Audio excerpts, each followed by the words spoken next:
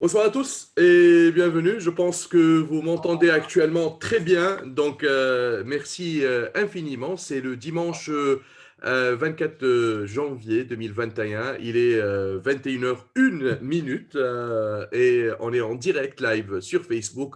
Ce soir, c'est comme tous les soirs du dimanche, un Mentors Live Talk et j'ai le plaisir ce soir de recevoir un ami que j'ai connu il y a quelques années. J'ai eu le plaisir de le recevoir en Tunisie lorsque il est venu pour donner une conférence. Et là, il était mon invité dans l'émission Carrière, mon ex-émission de développement personnel RH coaching sur les ondes de Radio Express FM en direct de la Suisse. J'ai le plaisir de recevoir le coach professionnel créateur de la symbiocratie, Didier Renac. Bonsoir et bienvenue et bonne année, un petit peu en retard là. Merci.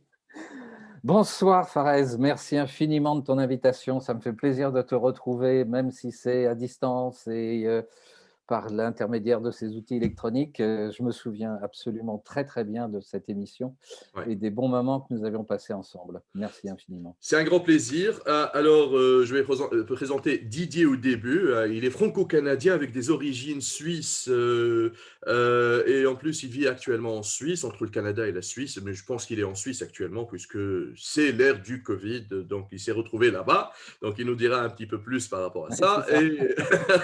Et donc, il est conférencier, formateur, coach avec un parcours assez intéressant dans les entreprises en tant que consultant, manager et autres, mais aussi il est créateur d'un concept de leadership intéressant qu'on considère un concept de leadership moderne, adapté à l'ère actuelle, ce qu'on appelle le nouveau jamais normal, c'est la symbiocratie. On va découvrir ça petit à petit.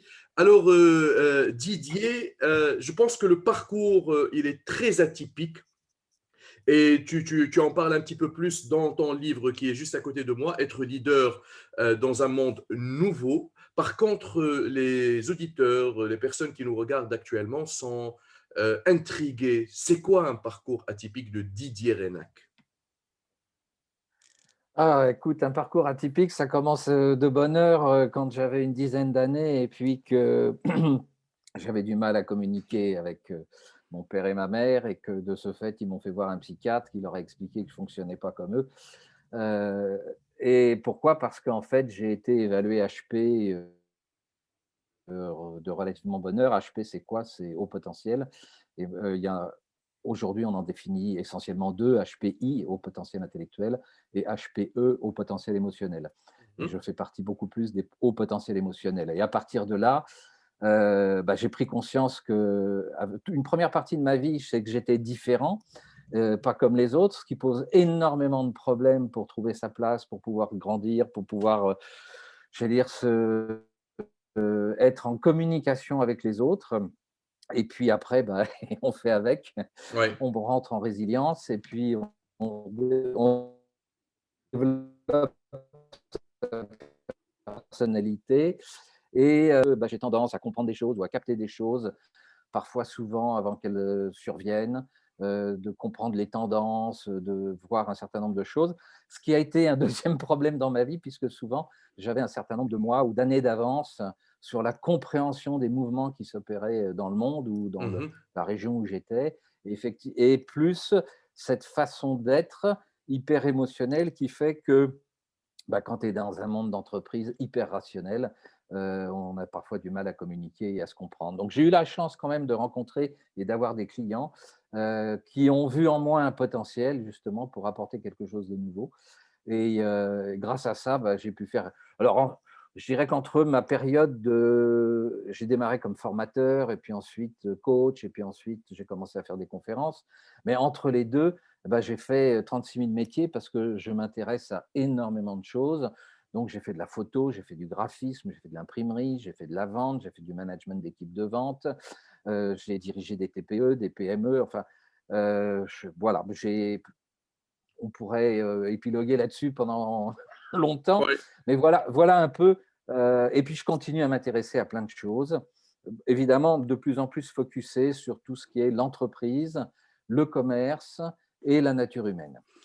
Tu as utilisé un mot intéressant qui est différent. Et ça, c'est un grand challenge pour les personnes qui sont hors du commun ou des personnes différentes dans la société. Comment ça s'est passé le parcours estudiantin? Parce que se retrouver différent autour d'enfants, autour d'élèves qui sont plus ou moins cadrés dans un environnement bien déterminé, c'est un vrai challenge. Oui, c'est un challenge. En fait, mon parcours estudiantin a été une véritable catastrophe. Mhm, Pourquoi? Bah, parce que comme tu l'as dit, effectivement, pour pouvoir me cadrer, parce qu'en plus, j'ai un cerveau qui ne peut pas, je ne l'ai peut-être pas entraîné pour, mais n'apprend pas par cœur. mhm, C'est-à-dire que quand je lis quelque chose, je vais le transformer. Et l'exemple que je donne souvent, c'est quand j'étais au lycée, en sixième ou cinquième, je ne sais plus, on apprenait d'une part l'histoire de France et d'autre part la géographie française. Et puis, il s'est arrivé qu'un jour, il y a eu, on apprenait les Vosges en géographie et on apprenait Napoléon, et notamment la traversée des Vosges par les troupes de Napoléon. Et donc, mhm. moi, j'ai réuni les deux et j'ai commencé à raconter une histoire. Ce qui me paraissait beaucoup plus intéressant de raconter comment les troupes de Napoléon avaient parcouru les Vosges tout en citant les villes, etc. Et j'ai eu zéro parce qu'il fallait apprendre par cœur les petits cadres qui étaient nécessaires pour savoir sa leçon. Et, voilà, c'est en fait l'exemple même de ce que j'ai vécu. Alors, c'est pas que j'apprenais pas, c'est que j'ai cette mémoire de transformation, de créativité, de compréhension des choses qui font que je les représente pour que l'autre, parce que j'ai toujours eu une énorme empathie ou une énorme émotion par rapport aux autres, puisse comprendre et puisse mémoriser justement toutes ces informations-là. Je crois que c'est ça un petit peu la synthèse de ce qui fait ma personnalité. Et c'est ça le lien que tu fais entre le fait d'être une personne HP et le fait de faire le métier de coach accompagnateur. Alors, c'est effectivement, c'est le lien que je fais quand, par exemple, bon, en ce moment, c'est en ligne, mais quand j'ai des personnes avec lesquelles je discute, qui me racontent leur vie, avec lesquelles on évalue les talents, les potentiels, les profils psychologiques, les compétences non techniques. Enfin, il y a toute une batterie d'outils qui permet. En même temps, quand ils me racontent leur vie, à la fois leurs erreurs ou leurs réussites ou leurs doutes ou leurs peurs, surtout en ce moment, et ben, ça me permet de capter des informations et de mettre le doigt et de poser des questions pour leur dire tiens, et ceci, tiens, et cela, tiens, est-ce que tu as réfléchi pour aller dans telle direction? Et donc, j'ouvre des champs du possible auxquels, malgré une approche très rationnelle qui est souvent utilisée dans nos métiers, ça leur permet justement, en termes de créativité, d'ouverture d'esprit, d'imaginer que ça puisse être autrement, que ça peut être différent, et qu'ils ont les potentiels et qu'ils ont les moyens de prendre un nouveau chemin auquel ils n'avaient pas pensé. Et effectivement, ça fait partie de ma personnalité pour aider les gens à trouver j'allais dire, les futurs possibles. Notre première rencontre date depuis quelques années. Par contre, j'ai pas oublié les premiers mots que j'ai eus de ta part. Je suis une personne autodidacte. Et il y a des gens qui nous écoutent, qui nous regardent actuellement et qui se posent des questions. Est-ce que le fait d'être autodidacte, c'est un choix? C'est par accident? Comment ça se passe? Parce que C'est c'est volontaire, c'est ouais, bénévole quelque part. Oui. ouais. Être autodidacte, bah, dans un monde qui est surtout le monde de mon époque, bah, je crois qu'en ce moment c'est encore comme ça, est très normalisé, très processoral, très processus, très cadré. Mhm. C'était pour moi un choix de survie. Pourquoi? Parce que quand tu es dans une entreprise et que tu es payé pour livrer un certain nombre de résultats, eh ben, tu ne peux pas sortir du cadre. Oui. Et même et à la limite, ce que j'ai vécu dans les entreprises où j'étais salarié, du fait de ce côté HP, eh ben, c'est qu'on me voyait comme quelqu'un qui dérange. Pourquoi? Parce que je voyais les choses autrement, parce que j'avais une créativité, parce que j'apportais des solutions auxquelles mes chefs, mes supérieurs n'avaient pas pensé. Donc, ils me voyaient comme un potentiel ennemi possible qui pouvait remettre en cause sa place, son statut, parce Son que leadership. quand son leadership, oui, encore que là, on va pouvoir discuter sur le mot leadership. On va dire sur son pouvoir, sur son pouvoir. Et parce que ça fonctionne comme ça dans les entreprises et que les gens la plupart des gens ne sont pas des leaders et au lieu justement d'exploiter des gens qui sont HP ou des gens qui ont des potentiels différents et qui peuvent apporter un plus aux entreprises, ils ont tendance à vouloir les cadrer pour bien les maîtriser, les manager. Et tant qu'ils livrent du résultat, ils ne se posent pas de questions. C'est pour ça que la période dans ce moment est assez intéressante. Et comment tu as pu survivre dans ce climat-là, un climat toxique, avec le fait d'être HP, donc vulnérable quelque part? Tu ne peux pas Oui, combattre. tu as raison, le mot c'est vulnérable. Non, on ne peut pas combattre. Je me suis fait licencier un certain nombre de fois. J'ai Mhm. rebondi parce qu'évidemment, j'ai appris à me vendre étant donné que j'ai managé des vendeurs et j'ai moi-même été vendeur. Oui. Donc, je retrouvais du travail, pas forcément dans les 48 heures. Et puis, le scénario recommençait jusqu'au jour où j'ai commencé à me poser les bonnes questions, à me remettre en cause, à aller voir justement. J'ai eu la chance non pas d'avoir des coachs, mais d'avoir des mentors, c'est-à-dire des gens qui avaient l'âge de mon père ou même un peu plus vieux, avec lequel je pouvais discuter, je pouvais ouvrir mon cœur, je pouvais livrer mes émotions, qui comprenaient les choses et puis qui ont fini par me dire, écoute, je pense qu'il vaut mieux que tu te mettes à ton compte. Ce sera peut-être pas facile, mais tu feras jamais carrière dans une grande entreprise avec ta forme de fonctionnement. Et changer la forme de fonctionnement, je me souviens de la métaphore que m'avait donnée un de mes mentors, c'est comme si on voulait apprendre à nager à un lapin. Je lui dis, oui, effectivement, ça va être un peu compliqué. Comment tu as vécu le Covid-19, ce truc qui a chamboulé le monde? Alors, en fait, je l'ai vécu à plusieurs niveaux. D'une part, au début, il y a eu, je me suis posé des questions et je me suis dit, OK, d'abord, ça correspondait, quand j'avais une vingtaine d'années, j'avais pris des cours en sciences politiques et sans être complotiste, on m'avait expliqué qu'un certain nombre de facteurs allaient se développer dans le temps et se mettre en place sur le monde, et cetera, et cetera. Alors tout ça, évidemment, bah, tant que tu ne le vois pas arriver, mais quand le covid est arrivé, je me suis dit: «Merde, si ça se trouve, c'est le truc qui va faire basculer le monde», tel que, beaucoup de gens et des érudits de très, très haut niveau qui avaient occupé des postes très importants me l'avaient expliqué. Puis c'est venu aussi me chercher parce que j'ai été maître de conférence à l'ENA, donc j'avais aussi discuté avec pas mal de gens qui occupent des postes dans l'administration française et des gens remarquables, des gens brillantissimes qui bossent 60 heures, 80 heures, 100 heures par semaine sur des dossiers complexes, et cetera, qui m'avaient aussi un peu expliqué tout ce qui se mettait en place. Et là, ça a fait un déclic. Alors, je l'ai vécu professionnellement, j'ai pris une énorme claque parce que la plupart de mes clients, comme tu le sais, il y en a en Tunisie, il y en a en Haïti, il y en a au Canada, etc. Donc, le fait de pouvoir se déplacer, ça a sauté. Et puis, eux aussi ont été un peu pris de court, ils ont été même sidérés, vraiment au sens propre du terme. Donc, il y a eu quasiment une année de flottement total. Et puis, ça y est, ça commence à reprendre. Ils ont compris qu'en ligne, on pouvait faire des choses, qu'en ligne, on pouvait quand même coacher, mais que ce n'est pas la même pédagogie, ce n'est pas la même façon de faire. Et c'est même d'ailleurs une adaptation que j'ai dû faire dans le temps. Et puis, après, eh ben, en fait, par rapport à mes émotions, par rapport à mon niveau d'empathie, je me suis dit, bon, aujourd'hui, les gens sont choqués, ils sont sidérés, ils ont peur, et puis la peur est très fortement entretenue. Donc, ils ne savent pas par quel bout prendre le système. Ils ne savent pas pourquoi, parce que, évidemment, sauf les gens qui, j'allais dire, sont un peu éveillés comme moi et qui ont touché à plein de sciences ou à plein de domaines et qui ont rencontré des gens complètement différents. Parce que moi, j'écoute les gens qui sont pour, les gens qui sont contre. J'essaye de me faire mon idée. Je refuse vraiment de rentrer dans une doxa totale. Et je me suis dit, bon, là, il y a quelque chose à faire. Et en reprenant toutes les études que j'ai faites sur la symbiocratie, je me suis dit, en fait, ce livre, j'ai écrit en 2015, mais Oui. il correspond à aujourd'hui. C'est-à-dire que j'avais 5 ans d'avance. Justement, j'allais rebondir dessus parce que c'est un très très bon livre. Être leader dans un monde nouveau, créer du bonheur et de la richesse, édition La Semaine. Moi, j'ai relu ce livre-là avant de t'interviewer parce que je l'ai lu il y a 5 ans déjà.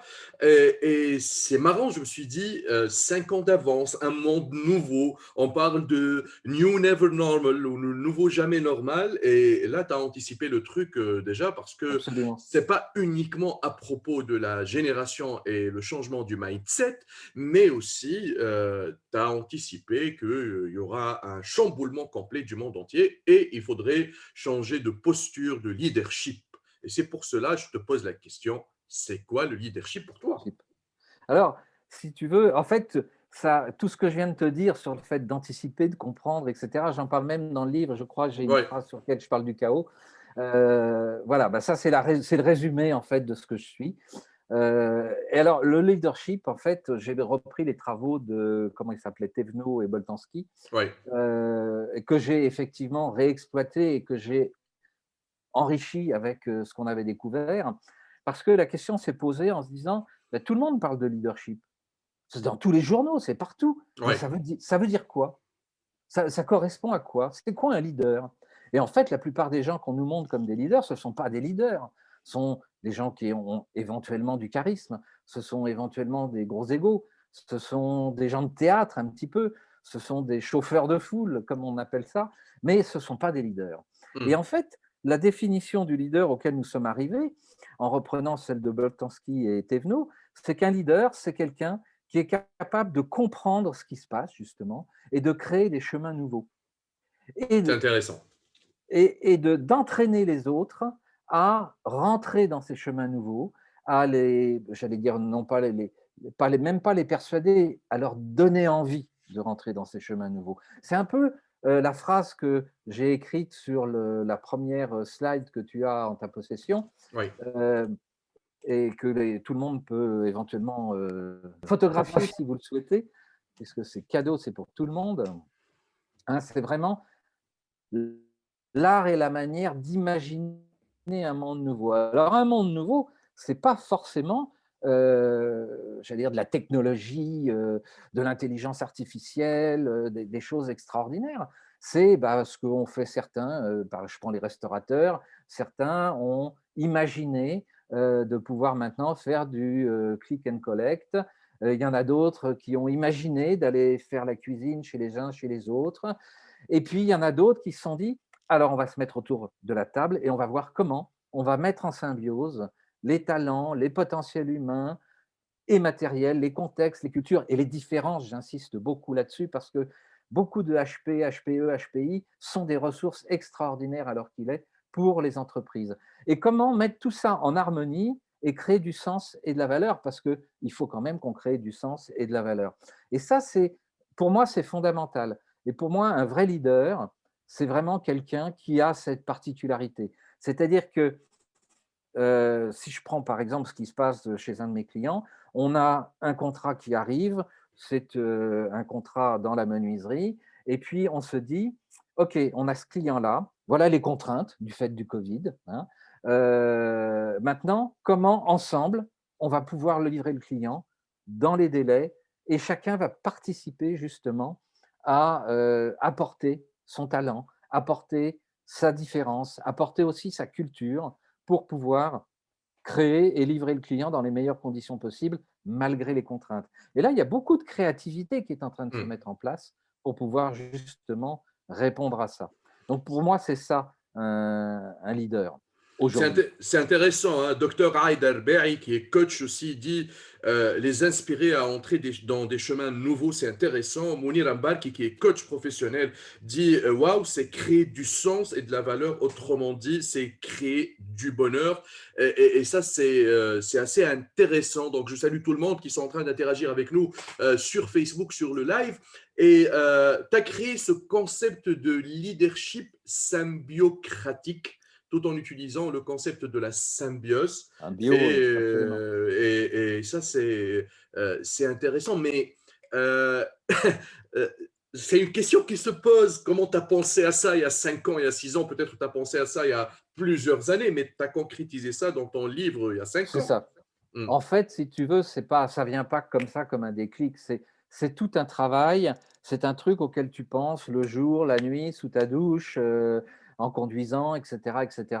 Et plus tu regardes le monde, plus tu te rends compte qu'il y a quelque chose qui fonctionne pas. Plus tu te rends compte que, par contre, il y en a qui fonctionnent très très bien.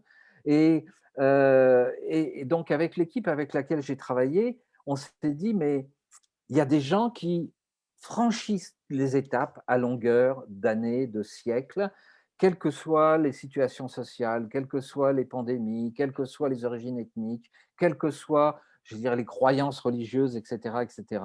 Et pourquoi il y a des gens qui fonctionnent comme ça, qui sont assez minoritaires dans l'ensemble, et pourquoi il y en a d'autres qui ne fonctionnent pas comme ça. Et c'est ça, en fait, ça a été tout le départ de cette réflexion et de cette étude. Et on s'est aperçu, en fait, en reprenant aussi les travaux d'un certain nombre de gens sur le vrai leadership, qu'en fait, c'est un phénomène de symbiose. Pourquoi? Parce que la définition de la symbiose, ce sont quand des espèces hétérospécifiques mettent en commun leurs talents, leurs compétences, leurs richesses pour développer des bénéfices mutuels et réciproques.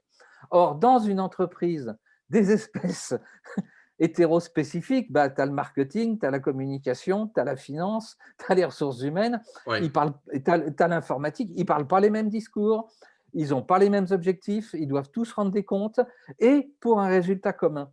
Donc, il y a là, si tu veux, ce manque de symbiose qui existe parce qu'en plus, très souvent, ils sont en silo.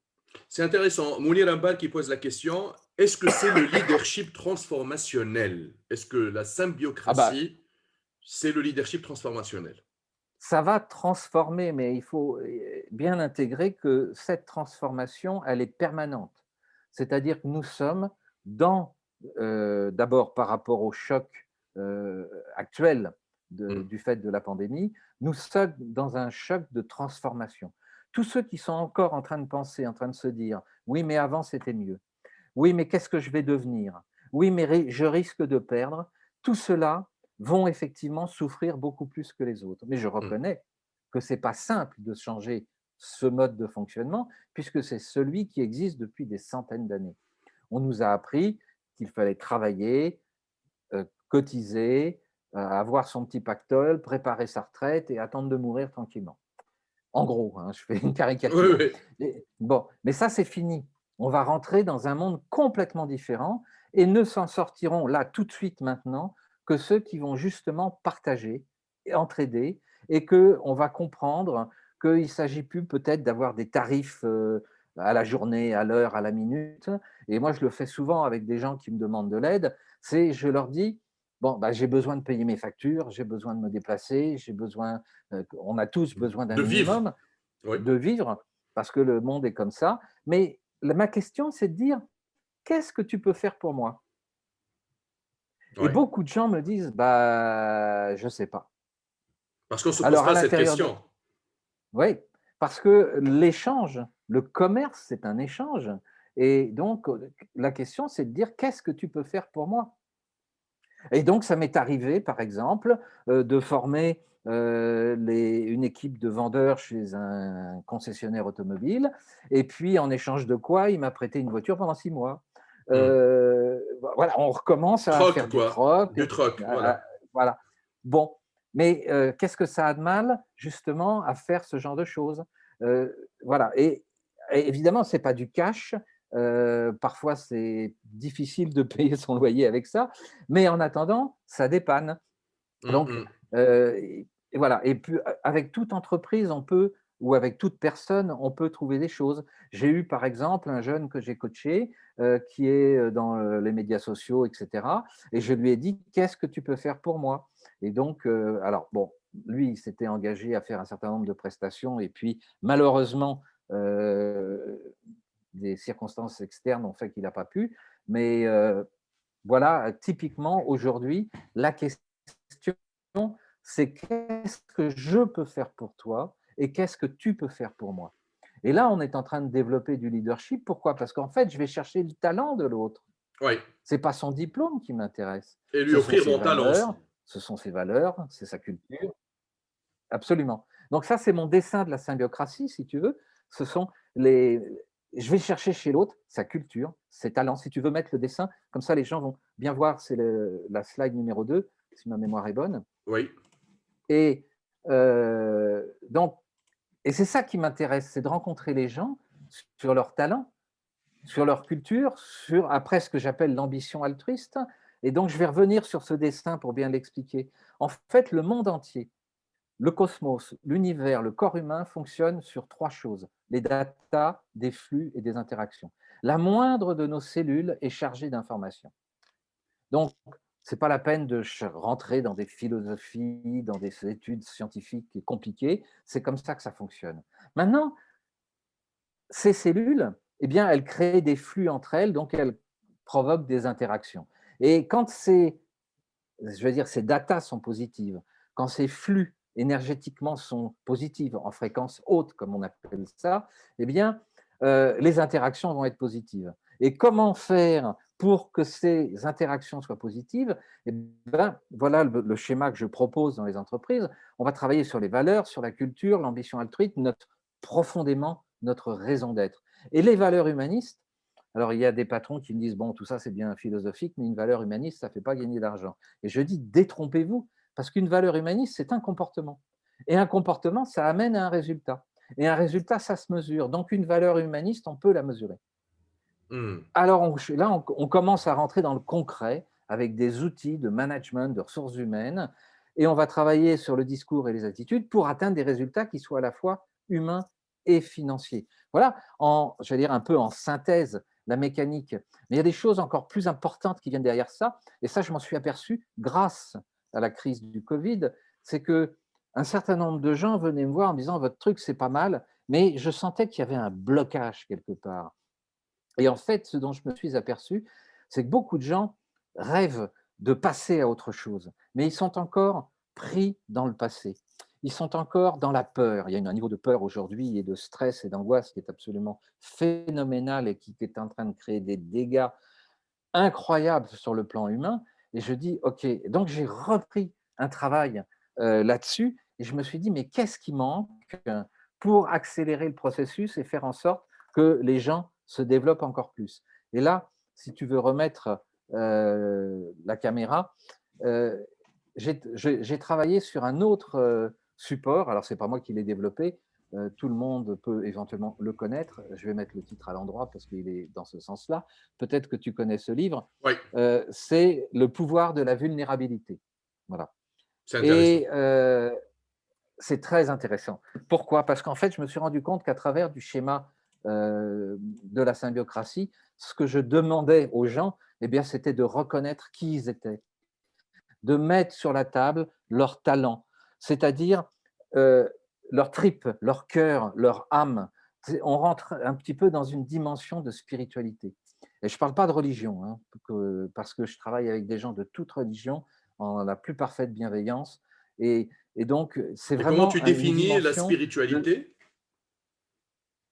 Ben, en fait, c'est cette dimension qui nous permet peut-être de, ce que j'appelle moi avec mes mots, de nous connecter avec plus grand que nous et de nous connecter avec les autres. C'est cette dimension que les scientifiques, quand ils parlent du quantique, quand ils parlent de synchronicité, quand ils parlent, j'allais dire, de communication à distance, etc., etc., eh bien, c'est cette dimension qui nous permet justement d'avoir accès à ces données et ce qui fait que, effectivement, et puis moi, je ne peux pas reconnaître, je peux pas dire que ça n'existe pas, puisque j'ai été inspiré, j'allais dire, tout au long de mon parcours, où très souvent, on m'a pris un peu pour un zombie, pour un mec qui avait fumé la moquette, et en se disant, mais il voit des trucs. Je me souviens encore, j'avais 18, même pas, oui, 18, 19 ans, et je faisais le disque jockey dans les soirées pour gagner mon argent de poche. Hmm. Et un jour, j'ai dit au garçon qui avait cette entreprise, je lui ai dit, tu sais, dans une dizaine d'années, tout sera micro et on n'aura plus tous ces kilos à charger, décharger avant et après. Et il m'a dit, ouais, t'es un rêveur, ça n'existera jamais. Tu es plutôt Ça marche. visionnaire, oui? Bon, et en fait, c'est exactement ce qui s'est passé. Parce que pour moi, et c'est ce que j'explique souvent, c'est que je capte des évidences, si tu veux. Oui. Et quand justement tu as cette dimension spirituelle, qui n'est pas forcément une dimension religieuse, et que tu regardes le monde et que tu écoutes le monde, tu as ces informations qui viennent. Mais c'est vrai qu'il faut ouvrir son cœur et ouvrir ses émotions. Moi, j'ai eu la chance de naître HPE et donc d'avoir ces émotions qui sont très gênantes d'ailleurs pour les gens qui peuvent m'entourer de proches ou de loin, qui dérangent. Mais bah, je suis comme ça. Et puis, et quand la Covid est arrivée, j'ai dit à des gens, voilà ce qui va se passer. C'est-à-dire que là, vous n'avez rien vu. Et dans l'année ou les 2 ans qui vont venir, vous allez vivre des catastrophes. Voilà les décisions que vous devez prendre maintenant. Et beaucoup m'ont dit, mais tu es un malade, on en a pour 3 mois, dans 3 mois, on est sorti. Voilà. Et donc, si tu veux, c'est très important cette dimension de spiritualité parce que c'est au-delà de la religion. C'est vraiment le fait de se connecter à plus grand que soi et de se connecter aux autres. Moi, je voudrais revenir sur quelques interactions. Il y a Marouane qui est spécialiste de la PNL. Il dit c'est intéressant aussi de voir que les gens ignorent en partie leur talent. On n'arrive pas à en saisir l'importance ou la valeur. Merci pour ce beau partage. Je Oui, reviens à Laila qui dit super intéressant, qui est coach pro. Elle dit c'est super intéressant pour chercher le talent chez l'autre. Boudour Lahzami, qui est spécialiste en entrepreneuriat, elle dit être en symbiose avec le monde en perpétuel changement, mais c'est une dynamique en boucle, une chaîne de valeur de chacun. c'est ça. Oui, tout à fait. C'est une dynamique qui est, enfin, je dirais même qui est en spirale et d'évolution. Ouais, Parce que en boucle, bon, il y a un côté, on tourne en boucle, mais c'est une dynamique en spirale d'évolution. Et alors, il y a des gens qui le trouvent à travers la méditation, hein. Il y a des gens qui vont simplement se promener pendant 1 heure, 2 heures dans la forêt, écouter les oiseaux, discuter, etc. Mais c'est fondamental de s'ouvrir à ça. Parce que, et ça, c'est la troisième slide que ouais, tu peux mettre.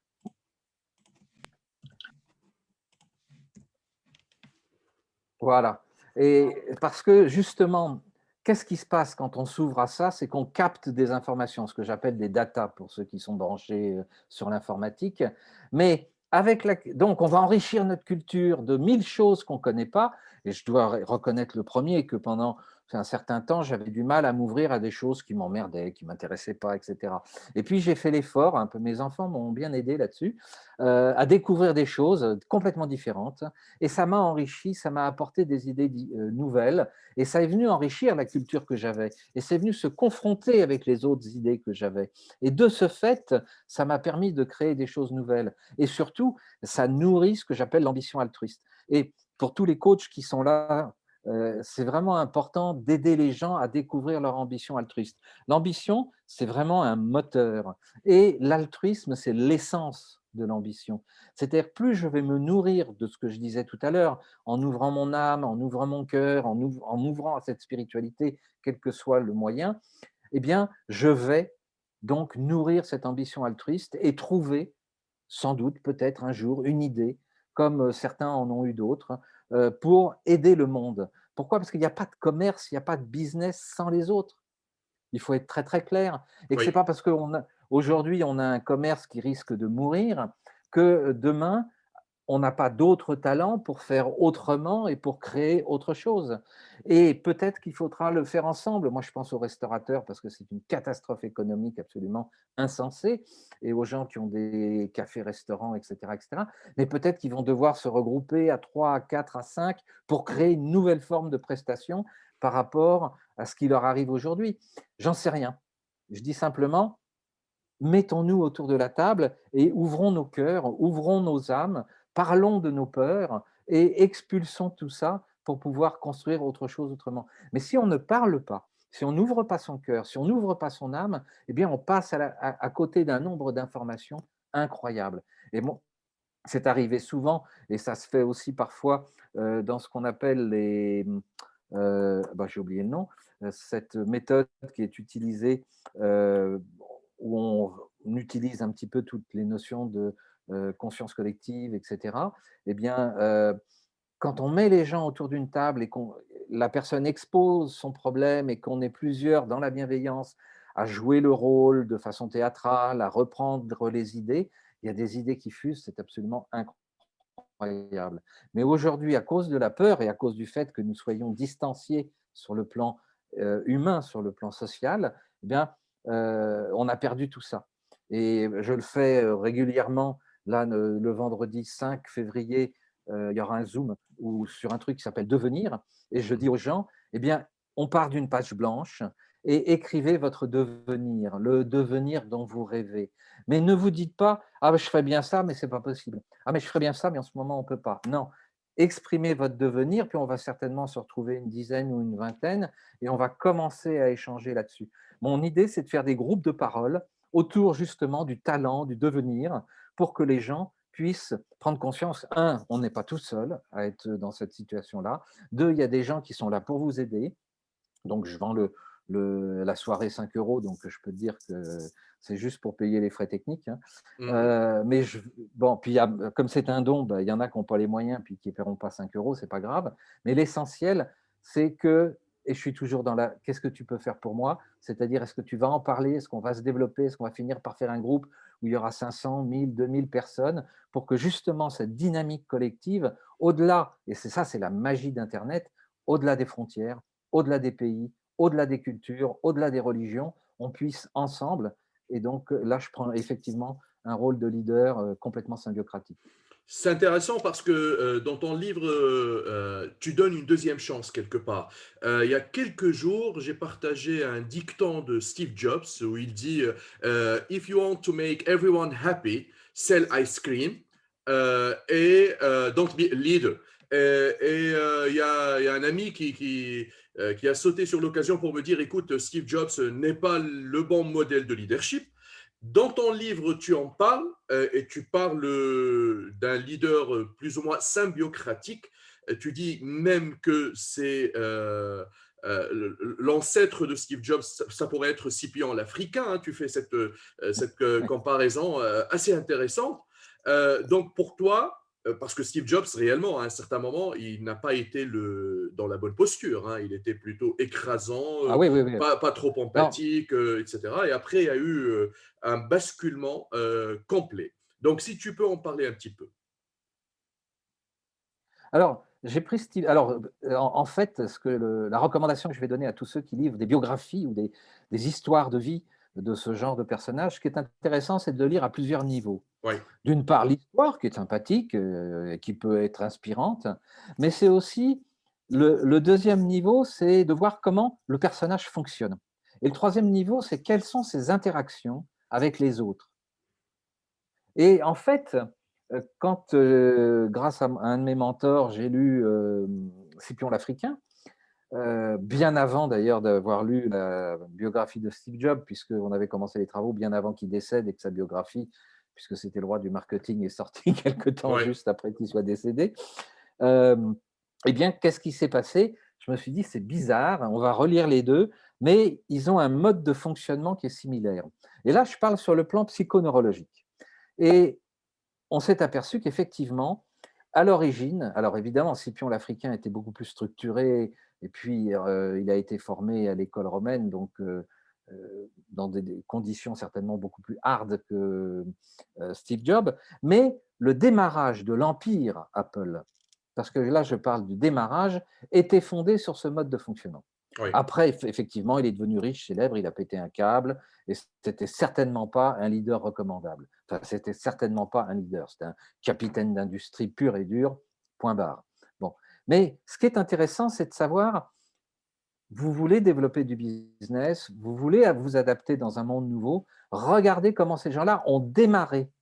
Ne jugez pas les gens sur ce qu'ils étaient pendant leur vie, ou regardez comment ils ont démarré. C'est là où se trouve la clé. C'est pas après en se disant oui, mais il était puant, et non, on s'en fout. Comment il a démarré. Et vous allez vous apercevoir que ça correspond à des modes de fonctionnement. Et notre idée, on peut par des exercices s'adapter et développer des compétences. Voilà. Et donc, c'est pour ça que dans mes formations, j'utilise l'hypnose ericksonienne, j'utilise la méditation, j'utilise aussi des techniques de médecine quantique ou de médecine, mais qui permettent aux gens de rentrer dans cette dimension. Et donc, effectivement, il y a des gens qui bloquent, il y a des gens, ils rêvent de pouvoir aider les autres, ils rêvent de passer un cap différent, mais ça veut dire qu'il va falloir livrer son âme, son cœur, et se développer à une dimension spirituelle. Et ça passe par un certain nombre d'étapes. Et ces étapes-là, en fait, eh bien, euh, hop, vas-y, Oui. voilà. Et ces étapes-là, derrière ça, qu'est-ce qu'il y a? Eh bien, en fait, si on veut, alors certains diront ouvrir nos chakras, capter de l'information, etc. C'est un travail j'allais dire, de toute la vie. Mais c'est un travail qui vaut la peine parce que je peux vous dire que le matin, on se réveille quand même dans des conditions psychologiques nettement meilleures parce qu'on sait qu'on a une valeur, on sait qu'on est utile, on sait qu'on peut apporter quelque chose au monde, etc. Mais pour acquérir ça, il va falloir avoir ce que j'appelle, et on le retrouve, je crois, si ma mémoire est bonne, dans les exercices comment, de Saint Ignace de Loyola, de développement, qu'on peut appeler aussi de développement personnel, c'est-à-dire qu'il y a un exercice. Le premier exercice, c'est ce qu'on appelle la confession, c'est-à-dire, allez, allez, on va mettre sur un papier blanc, bah, j'ai fait un certain nombre de conneries, j'ai triché, j'ai menti, j'ai trompé, quel que soit, il faut se libérer de tout ça, déjà. Ensuite, il faut apprendre à se pardonner. Ça, et dans le livre, euh, il y a un livre qui s'appelle Le Pardon, d'ailleurs, et du même auteur que Se mettre à nu. Voilà. Mm. Et ensuite, c'est de se trouver un coach ou quelqu'un, ce qu'on appelait autrefois un confesseur, hein, qui va pouvoir nous permettre de rentrer dans cette dimension pour se pardonner à soi-même. Et ensuite, c'est de se dire, OK, maintenant, c'est quoi mes engagements de moi vis-à-vis de moi et de moi vis-à-vis du monde? Et ça demande 90 jours de boulot, parce qu'on le sait, au niveau du cerveau, il faut 90 jours pour, j'allais dire, reformater les choses. Et c'est donc accessible. C'est un travail de volonté. On peut se faire aider, on peut se faire accompagner. Il y en a qui ont la chance peut-être d'avoir un conjoint ou une conjointe qui aura suffisamment de bienveillance ou d'empathie pour nous accompagner là-dedans. Il y en a d'autres qui prendront un coach, il y en a d'autres qui prendront un copain. Et puis, il y aura aussi ce que je suis en train de créer, des groupes de parole où on va pouvoir s'entraider les uns les autres, parce que ce qui va se passer, c'est que comme il y aura du monde en ligne, eh ben, vous pourrez échanger vos adresses, prendre contact si vous n'habitez pas trop loin l'un de l'autre, ou même rester en ligne pour justement développer cette ambition altruiste et construire des choses ensemble. Il y a des choses magnifiques à faire. Euh, et j'allais dire, c'est tout ce qui m'anime aujourd'hui, parce qu'on est dans une situation où on doit considérer que ce que nous avons appris, nos diplômes, notre par cœur, c'est peut-être pas ça qui va nous faire traverser la crise. C'est très intéressant. Il y a Hanen qui dit personne n'est parfait, toutefois on prend la force des personnes qui ont réussi indépendamment de ce que j'appelle des détails qui peuvent nous faire passer à côté des grands apprentissages. De toute façon, moi je suis fan de Steve Jobs, je mentionne un point très important. Il y a eu, très important, il y a eu la phase de l'avant-réussite. Après, il y a eu la réussite et l'ego surdimensionné. Et après, le fait qu'on l'a éjecté de l'entreprise et le fait de revenir en 2007 pour redresser Apple, c'était une autre phase et il y a eu un style de management et une posture de leadership super symbiocratique. Donc, c'est intéressant. C'est des phases, c'est des incidents, c'est des apprentissages. Il a beaucoup appris de ses expériences. Sausan Lakhal, qui est coach professionnel, elle dit quelles sont les conditions de réussite de la symbiocratie? Sur le plan purement humain, c'est d'ouvrir son cœur et son âme. Si un manager ou un directeur d'entreprise refuse ce point-là, on va avoir beaucoup de mal. Pourquoi? Parce que l'impact sur l'ensemble de l'entreprise, quelle que soit sa taille, d'un patron, d'un manager qui dise: OK, j'ai déconné, OK, j'ai merdé, OK, j'ai pas su vous écouter, mais j'ai besoin de vous pour passer dans cette dimension. Eh bien, rien que ça transforme l'entreprise. Hmm. Parce qu'il met sur la table exactement ce que je disais tout à l'heure. C'est exactement comme dans un couple, c'est OK, j'ai merdé, OK, j'ai fait une erreur, mais j'ai besoin de toi pour changer et passer à autre chose. Après, c'est un problème d'engagement, c'est un problème de valeur. Mais quand on le fait dans une entreprise, c'est vrai qu'on peut aller beaucoup plus loin et qu'on peut développer un potentiel. Pourquoi? Parce que très bizarrement, vous avez des talents dans les entreprises qui sont absolument incroyables, de gens qui n'osent pas les exprimer.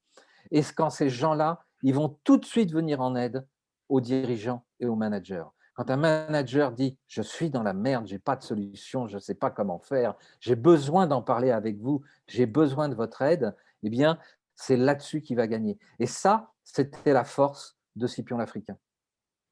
C'est intéressant. Et si on regarde l'ancien modèle ou les modèles existants du leadership, on parle de leadership de situation de Ken Blanchard, on parle de l'intelligence émotionnelle, le leadership émotionnel de Daniel Goleman et autres. C'est intéressant parce qu'on est en train de catégoriser les gens selon leur énergie, leur potentiel de mener les autres, de donner des instructions, de cadrer, de dispatcher les rôles, etc. Mais d'après ce que je comprends, Didier, la symbiocratie ou le leadership symbiocratique, il est plus ou moins à la portée de tout le monde si on ouvre plus nos âmes, nos cœurs et on développe plus d'empathie. Absolument. En fait, le leadership, ce que j'enseigne, c'est vraiment le premier volume de l'intervention, c'est qu'un leader symbiocrate, comme je les appelle maintenant, c'est quelqu'un qui est capable de développer le leadership des autres. Oui, Voilà, c'est vraiment ça la base. Un vrai manager et aujourd'hui avec la crise du Covid, on a besoin de cette intelligence collective, on a besoin de cette créativité collective. Eh bien, un vrai manager, c'est celui qui va être capable de développer le leadership des autres, c'est-à-dire de faire en sorte que les autres aient de la créativité, imaginent des chemins nouveaux, voient les effets systémiques dans les équipes et dans les entreprises et avec le monde extérieur. Et c'est ça le vrai boulot d'un manager aujourd'hui dans l'époque où nous sommes. Et tous ceux qui vont rester ancrés sur du command control, hein, comme tu le disais à l'instant, eh ben, ils sont morts, ils sont complètement morts parce que à distance, on n'a plus l'émotion. À distance, on n'a pas l'interrelation physique avec les gens. Et redonner, il faut redonner du pouvoir aux gens qui sont derrière leur écran. Il faut leur redonner de la confiance. On s'en fout de savoir s'ils sont en pyjama ou s'ils se mettent derrière l'écran à 6 heures du matin, qu'ils s'arrêtent pendant 2 heures pour aller chercher les enfants, les nourrir, les ramener à l'école et qu'ils se remettent au boulot ensemble. C'est complètement ridicule. On n'est plus là-dedans. Le but, c'est de faire en sorte de redonner ce pouvoir de symbiose aux gens qui bossent ensemble. et tu Et, es, et- et c'est ça la clé. et c'est ça la clé. Oui, je t'en prie. Laila Benblik, qui est docteur aussi coach, elle dit c'est une sorte de reconnaissance et de la valorisation des collaborateurs. En général, ça développe leur appartenance et leur engagement. Donc, Boudour dit redorer le grand tâche de l'humain. C'est assez intéressant. Est-ce que ça peut Alors, converger vers le... je vais, Oui, excuse-moi, je vais rebondir sur le mot de Boudour quand il dit redorer, c'est vraiment nourrir les humains avec tout leur potentiel, leur faire prendre conscience de tout leur potentiel. C'est vraiment les nourrir sur leur cœur, sur leur âme, pour qu'ils changent de posture et qu'ils soient fiers d'être ce qu'ils sont et fiers d'appartenir à cette équipe. moi, je souhaiterais revenir sur un point que tu as mentionné tout à l'heure et qui m'a intrigué. C'est chiffrer ou calculer les valeurs humanistes. Mais tout le monde, tous les managers, tous les grands dirigeants disent que ça, c'est pas chiffrable. Ça, on peut pas le concrétiser réellement. C'est philosophique. Mais comment on peut le faire sur une échelle? La valeur humaniste, c'est très relatif. Oui, c'est très relatif. Il y a des logiciels qui commencent à rentrer là-dedans. Pourquoi c'est chiffrable? Parce qu'une valeur, c'est un comportement. Et quand, dans une description de poste, on va rentrer les comportements qui correspondent aux valeurs de l'entreprise par rapport aux objectifs, au marché de l'entreprise, et qu'on va faire des entretiens d'évaluation. Et les entretiens d'évaluation, en fait, la part d'évaluation des comportements doit être aussi importante que la part qui correspond aux résultats. C'est un peu comme si je dis à un tennisman ou à un footballeur, ce sont tes comportements qui feront qu'on va gagner le match, et non pas le fait que tu te sois éventuellement entraîné 10 ou 20% de plus que les autres, ou que tu aies gagné un ou deux buts. Pourquoi il y en a qui marquent plus de buts? Parce qu'ils sont servis par les autres. C'est pas parce qu'ils sont allés tout seuls à traverser le terrain. Bon. En conséquence, c'est important d'intégrer ça dans les outils de gestion de ressources humaines, ces foutus comportements évidemment, des gens ont encore beaucoup de mal à décrire, beaucoup de mal à expliquer, mais on ne change pas la culture d'une entreprise parce qu'il s'agit vraiment d'un changement culturel au niveau d'une entreprise. Et la symbiocratie, ça impacte là-dessus. Et ce changement culturel, eh ben, il est nécessaire parce que quand on rentre dans un monde nouveau, mais qu'on ne parle pas le langage de ce monde nouveau, ben, on va rester en arrière. Et ce changement culturel, il est fondamental, mais ça ne se fait pas en 48 heures. C'est un boulot de 2-3 ans pour faire évoluer la culture. Mais la rapidité avec laquelle les gens les ouvriers, les employés, les agents de maîtrise, les cadres intermédiaires s'accaparent l'outil parce qu'ils y trouvent un bonheur, ils y trouvent de quoi respirer, de quoi créer, de quoi être reconnu, comme disait tout à l'heure la coach dont j'ai oublié le nom. Ben, Boudour, à oui. Ah, partir de ce Laïla, voilà. moment-là, oui, Laïla, oui, et ben, elle a complètement raison. C'est-à-dire qu'à partir du moment où on met en place des outils qui vont permettre de formaliser ce changement culturel, ce changement de posture, donc d'être reconnu. C'est pas pour ça que ça va changer le salaire, hein, mais au moins on a la fierté d'appartenir à quelque chose. Et là, on va faire la différence par rapport aux concurrents sur le marché. Parce qu'aujourd'hui, les clients attendent. Il y a des nouvelles valeurs qui sont en train d'émerger. Par exemple, peut-être que certains d'entre vous connaissent les créateurs de culture ou les créatifs culturels avec ces grandes tendances, ces grandes valeurs sur la consommation raisonnable, sur la gestion des déchets, sur, j'en sais, bon, il y en a plein, L'écologie, etc. Oui. l'écologie, etc. Et les respects humains, des droits humains, des enfants, des femmes et compagnie. Eh bien, la dernière étude que j'avais vue en juin 2018 disait qu'il y avait à peu près 34% de la population occidentale qui était sensible à ça. Or, quand on posait la question aux gens en disant est-ce que tu penses qu'il y a combien de pourcents, la plupart des gens disent pour peut-être 10% grand maximum. Donc déjà, il y avait 34. Mais après le Covid, on est à 54. Hmm. Donc ce choc-là n'est pas neutre. Et pour les entreprises, si elles ne basculent pas dans cette dimension, il va se passer des choses. Et je parle de là aussi bien pour un cordonnier que pour un tailleur, que pour une grande surface, etc., etc. Il faut drastiquement réinventer les façons de faire. Or, aujourd'hui, ils ne les réinventent pas. Ça nous emmène à une autre question intéressante venant de H. Fredwick qui dit comment peut-on garder toutes ces notions au cours de cette pandémie et on est en télétravail, donc cette dimension plus ou moins où ces pratiques humanistes sont face à des obstacles technologiques. On n'est plus dans Alors, les personnes. oui, absolument. Les quelques managers que je forme en ce moment, je les forme à poser une première question quand ils ont d'abord faire du one-to-one et non pas forcément du groupe à chaque fois. Alors évidemment, pour eux, c'est un investissement en temps et en émotion qui est beaucoup Et plus en fort énergie, oui. et en énergie. On le sait, quand on a passé 4 heures en ligne au bout d'une journée, on est presque plus fatigué que quand j'ai passé 8 heures en formation debout. Donc, mais c'est vraiment de poser la question en disant, bon, raconte-moi comment tu vas. Dis-moi ce qui ne va pas et dis-moi ce qui va. Et puis, même si c'est au niveau du boulot, tout va bien, est-ce qu'il y a des choses dans ta vie qui ne vont pas et que tu aurais besoin d'exprimer? Donc, le manager, il commence à avoir un rôle de coach. Il commence à avoir un rôle d'écoute. Évidemment, il est tenu au secret. Évidemment, il est tenu au respect d'un certain nombre de confidentialités. Et c'est grâce à ça que petit à petit, on va aider les gens à sortir de leur peur, de leur torpeur, etc. Parce qu'il va encore se passer des choses qui malheureusement vont être peut-être catastrophiques. Donc, il va y avoir encore des choses qui vont secouer le monde. Mais il faut que le collaborateur il puisse parler de ses peurs à son manager. C'est un peu comme si le sportif dont je parlais tout à l'heure ne parle pas de ses peurs à son entraîneur avant de rentrer, de faire le match, parce que l'entraîneur ne peut pas l'aider à guérir de ses peurs s'il n'en parle pas. Oui. Alors, il y a des entreprises chez qui j'interviens justement en temps de parole. C'est-à-dire qu'ils ont décidé, parce que c'est des entreprises plus importantes, et les employés ne veulent pas parler de tout ça à leur manager. Donc, j'interviens en temps de parole à distance.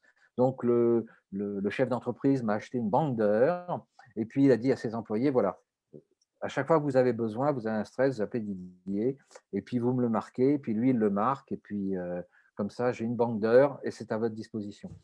Au début, ils n'osaient pas, puis ça s'est passé avec un, avec deux. D'ailleurs, c'est surtout des femmes au début qui ont osé. Mhm. Et du coup, ils ont cette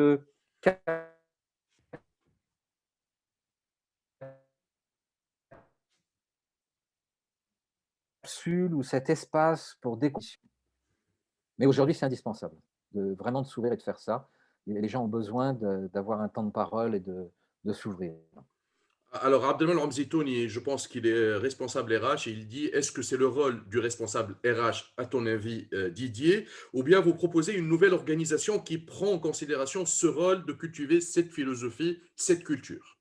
Alors, je dirais que le responsable RH dans une organisation doit insuffler ce changement, mais doit rester en arrière pour pouvoir intervenir si jamais ça dérape. Mmh, mmh, mmh. Parce que s'intégrer directement là-dedans, ça veut dire aussi c'est très dur, hein, quand on n'est pas formé, de recevoir les peurs, les stress et les angoisses de tout le monde. Après, il faut, aller les décharger ailleurs. Ouais. Donc heu, donc c'est à lui de trouver les bons interlocuteurs, soit de former ses managers, soit d'aller chercher des coachs à l'extérieur, qui vont avoir ce rôle de temps de parole. C'est même plus un rôle de coaching, c'est un rôle d'empathie, c'est un rôle d'écoute, c'est un rôle de temps de parole qui vont permettre aux gens d'aller mieux. Et c'est à lui d'organiser tout ça, absolument. C'est Oui, intéressant. parce que je crois qu'aujourd'hui, les RH ont de plus en plus un rôle stratégique avec les humains. Forbes, qui est un très très grand magazine, a parlé de la symbiocratie. Donc, on peut retrouver le lien sur le site de symbiocratie.com. Euh, je vais poser une dernière question, après je te donne le dernier mot puisque l'heure est écoulée. Tu as vécu plusieurs expériences de licenciement. Et dans Oui, la pandémie actuellement, il y a beaucoup de gens qui souffrent, qui sont oui, licenciés. Et toi, tu te bats pour le outplacement comme oui. culture depuis très longtemps. Et là, je pense que c'est le moment de déployer ça.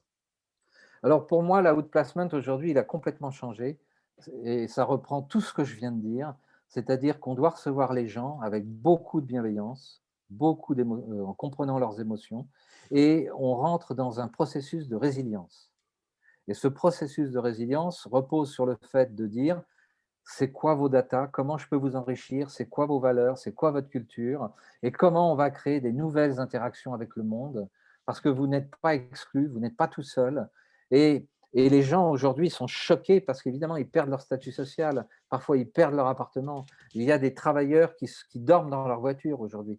Enfin, je veux dire, on est vraiment dans une situation qui est terrible. Le chaos. Et le chaos, absolument. Et on en a, à mon avis, pour 2 3 ans.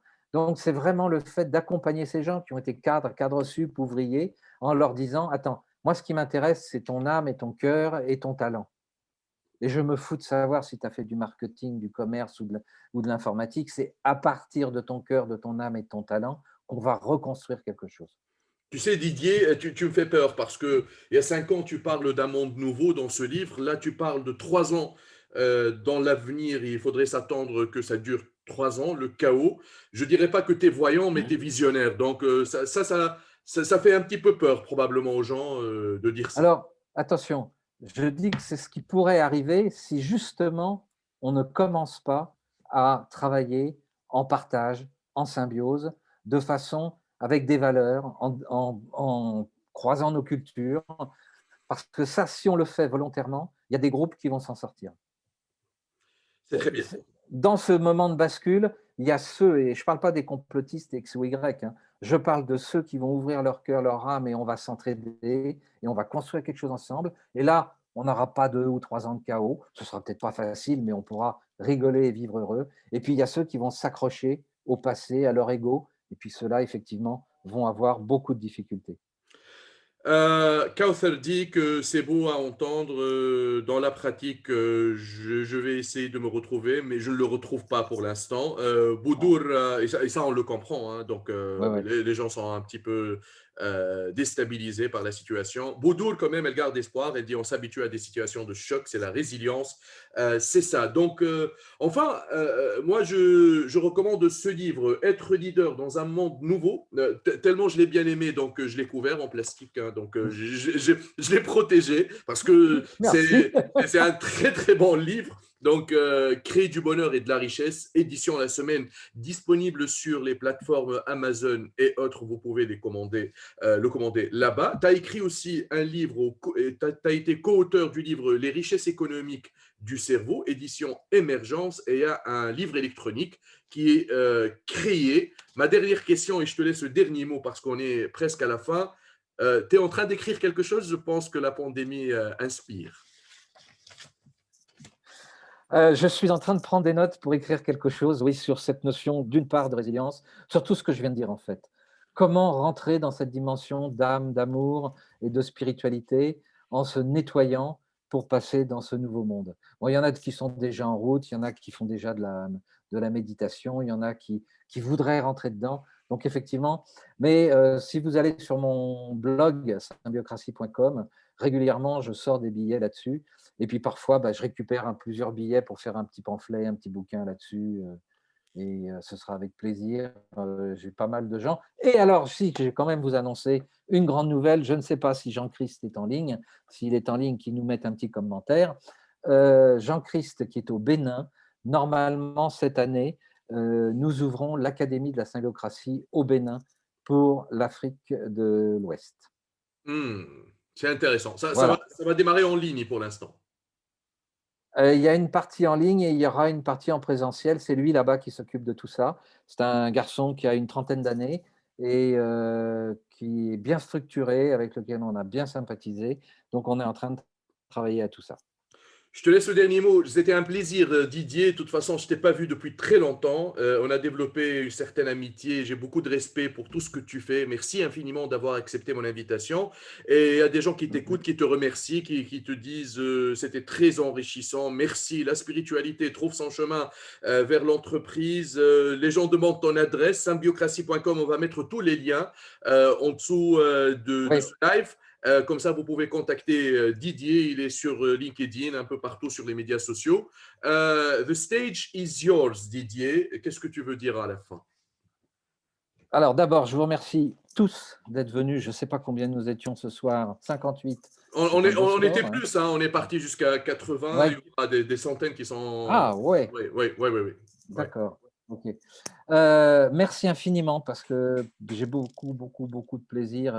Si vous saviez, ça me ressource de pouvoir transmettre tout ça. Tant Ça mieux. m'énergise de pouvoir transmettre tout ça.